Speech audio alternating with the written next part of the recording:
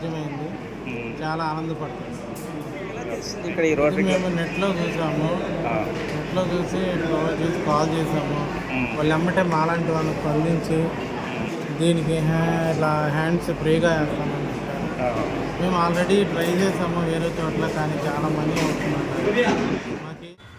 సరిగ్గా 7 సంవత్సరాల క్రితం గుంటూరులో జరిగినటువంటి ఓ రైలు ప్రమాదంలో 2 కాళ్ళు చెయ్యి కోల్పోయినటువంటి ఓ బాధితుడు చెప్పినటువంటి మాటలు అవి. దైవం మానవ రూపంలో వచ్చి సేవ చేస్తారంటారు. బహుశా ఇదేనేమో. నాలాంటి వాళ్ళకి రోటరీ క్లబ్ ఆఫ్ మంగళగిరి ఎంతో సేవ చేస్తుంది. ఇది నిజంగా దైవత్వమే అంటారు ఆ బాధితుడు. వివరాల్లోకి వెళ్తే, రోటరీ క్లబ్ ఆఫ్ మంగళగిరి గత వారం రోజుల నుంచి స్థానిక వీటీజేఎం అండ్ ఐవీటీఆర్ డిగ్రీ కళాశాలలో చేపట్టినటువంటి కృత్రిమ చేతుల పంపిణీ కార్యక్రమం అనూహ్య స్పందన కనిపిస్తూ ఉంది. ఉభయ తెలుగు రాష్ట్రాల నుంచి పెద్ద సంఖ్యలో బాధితులు వస్తూ ఉన్నారు. వాస్తవానికి వాళ్ళు వారం రోజుల పాటు నిర్వహించే కార్యక్రమంలో కేవలం 200 వరకు మాత్రమే ఇవ్వాలని టార్గెట్ పెట్టుకోగా ఇప్పటికీ 250 దాటిందని చెప్పేసి నిర్వాహకులు చెప్తూ ఉన్నారు. ఇక అసలు విషయానికి వస్తే, ఇక్కడికి వస్తున్నటువంటి బాధితుల్లో ఎక్కువ మంది కరెంట్ షాక్తోనే చేతులు కోల్పోతున్నారు. ఇది చాలా బాధ కలిగించేటువంటి అంశం అంటున్నారు నిర్వాహకులు. ఇతర దేశాల్లో, మరి ముఖ్యంగా ఆఫ్రికా ఖండం దేశాల్లో యాక్సిడెంట్ల వల్ల కావచ్చు, లేదంటే అల్లర్ల వల్ల కావచ్చు, ఎక్కువ మంది చేతులు కోల్పోతూ ఉంటారంటున్నారు జర్మనీకి చెందినటువంటి డాక్టరు. కానీ ఇండియాలో మరి ముఖ్యంగా ఈ ప్రాంతంలో కరెంట్ షాక్ తగిలి ఇలాగా చేతులు కాళ్ళు కోల్పోవడం బాధాకరం అంటున్నారు డాక్టర్. గత సోమవారం నుంచి ప్రారంభించినటువంటి ఈ యొక్క కృత్రిమ చేతుల పంపిణీ కార్యక్రమం రేపు సాయంత్రంతో ముగుస్తుందంటున్నారు ప్రాజెక్ట్ కన్వీనర్ విష్ణువర్ధన్ చక్రవర్తి గారు. ఈ కార్యక్రమానికి రానున్న కాలంలో మరింత విస్తరించే అవకాశాలు ఎక్కువగా ఉన్నాయని ఆయన ఈ సందర్భంగా అంటున్నారు.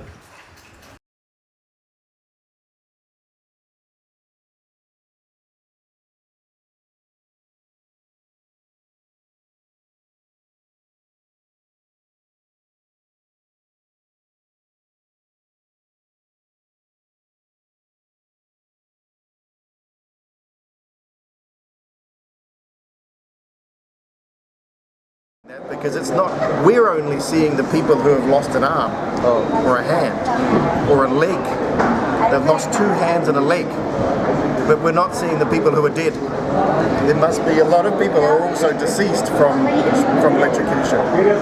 So, yeah, I don't know why, but it seems to be very prevalent here in this country. In African countries, the main reason for hand loss in those countries are vehicle accidents, and the second is violence, because there's a lot of violence in those countries, a lot of wars and tribal violence. Yes.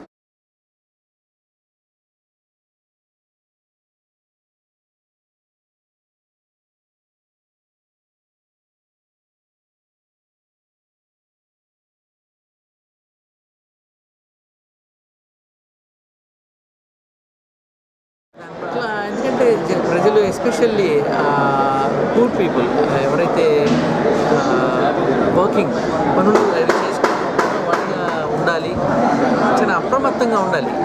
వాళ్ళు చేసే పనుల వల్ల కావచ్చు, even ఇళ్లల్లో వల్ల కావచ్చు, ఎక్కడైనా కానీ ఎలక్ట్రిసిటీ అనేది చాలా మేజర్. చేతులు కోల్పోయిన వాళ్ళు ఎక్కువ మంది ఇండియాలో ఎక్కువ మంది, ఎందుకంటే 240 వాట్ ఉండటం వల్ల.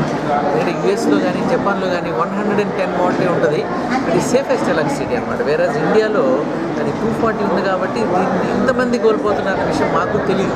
ఇక్కడికి వచ్చిన తర్వాత వాళ్ళ చేతులు ఎందుకు కోల్పోతున్నారు అనేది మేము ఒక డేటా కలెక్ట్ చేయడం వల్ల మాకు తెలుస్తూ ఉంది. ప్లస్ మాకు వచ్చినటువంటి క్రిస్ గలీ అనేటువంటి ఆ founder of the hand project, ఆయన ఆఫ్రికాలో చాలా ప్రాజెక్టులు చేశారు. అక్కడ వైలెన్స్ వల్ల ఎక్కువ కోల్పోతా ఉన్నారు. ఇక్కడ మాత్రము ఎలక్ట్రిసిటీ వల్ల కోల్పోతూ ఉన్నారు. కొంతమంది ఇండస్ట్రియల్ యాక్సిడెంట్స్ వల్ల కూడా కోల్పోతూ ఉన్నారు. గడ్డి మిషన్స్లో చేతులు పోవటము, ఇట్లాంటి వాటి ఏంటంటే వాళ్ళకి కొంచెం అవేర్నెస్, ప్రజలకి ఎవరైతే చదువు కొంచెం తక్కువగా ఉంటుందో వాళ్ళకి కూడా మనము ఈ ఎలక్ట్రిసిటీ పట్ల అవగాహన కల్పించవలసిన అవసరం ఎంతైనా ఉంది. గవర్నమెంట్ ఇంకోటి కూడా చేస్తే బాగుంటుందని అనిపిస్తుంది. I don't know how for it is practicable. గ్రాడ్యువల్గా, అంటే ఒక్క రోజులో కాకపోయినా గ్రాడ్యువల్గా ఒక 5 years టెన్యూర్ పెట్టుకొని ఈ 240 నుంచి జపాన్లోను అలానే అమెరికాలోను మాదిరి 110 వాటేజ్కి మెటీరియల్తో తయారు చేసి చేయబడినవి, లాంగ్ లాస్టింగ్ అవి. ఈవెన్ దెన్ వాళ్ళకి కనుక ఏమైనా ప్రాబ్లమ్స్ అయినా వచ్చినట్లయితే వాళ్ళకి మనము సరి చేయడం కోసమని ఇక్కడ కొంతమంది ఫిజియోథెరపిస్టులు కావచ్చు, మిగిలిన కొంతమంది టెక్నీషియన్స్ ఇక్కడ ఉన్నారు ఆల్రెడీ ట్రైన్డ్. వాళ్ళ సహాయంతో వాటిని మనం సరి చేసేటువంటి అవకాశం ఉంటుంది. అంతగా అవసరమైనప్పుడు మనం వాళ్ళకి కొత్తవి కూడా మనము జర్మనీ నుంచి మళ్ళీ తెప్పించి ఇచ్చేటువంటి అవకాశం కూడా ఉంది. ఖచ్చితంగా వన్స్ రోటరీ నుంచి కనుక ఒకసారి మనం ఒక చేయించినట్లయితే కనుక దట్ ఈస్ ఫర్ ఎవర్ అని భావించాలి.